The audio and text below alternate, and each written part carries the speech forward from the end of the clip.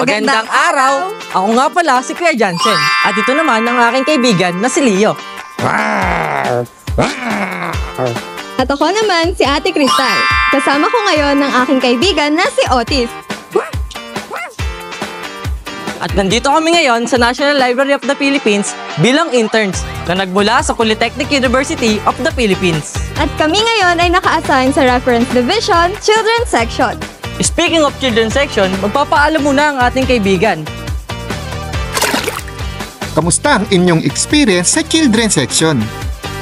Naku, Kuya Jansen, napakasaya sa Children's Section. Para muli akong bumalik sa pagkabata, lalo na nung nagpo-puppetry tayo kanina. Pero hindi lamang ito puro saya dahil talagang pinagpapawisan at mahabang oras ang nilalaan nila sa kanilang paghahanda.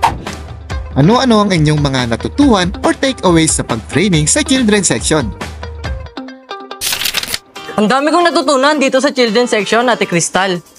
Narealize ko nga na ang mga librarian hindi lang pala dapat nag-aabot ng libro o hindi lang sila taga-saway ng mga may ingay sa library. At dito sa Children's Section, meron silang mga services katulad ng storytelling, puppet show, arts and crafts, at higit sa lahat, di mo ba alam, Ate Cristal, nagbibigay din sila ng training and workshop. Ano ang masasabi niyo sa mga students na kumukuha ng BLIS o nagbabalak kumuha ng course na BLIS? Ito na nga, Kuya Jansen. So, maraming nag-aakala na ang BLIS ay limitado lamang sa pagiging librarian na nag-aayos ng mga libro sa aklatan. Ngunit ang hindi nila alam, ang kursong ito ay mas malawak pa. Dahil sinasaklaw nito ang pamamahala ng impormasyon, teknolohiya at pag-aayos ng mga datos sa iba't ibang setting at hindi na lamang sa mga tradisyonal na aklatan.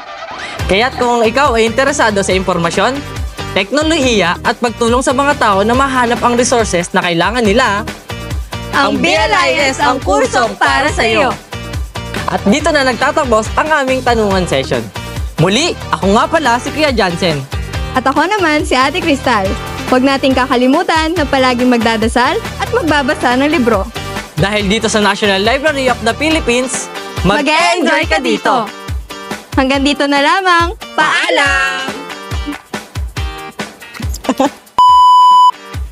Kamusta ka naman, Ate Cristal? Ate ko, di pa ako ready.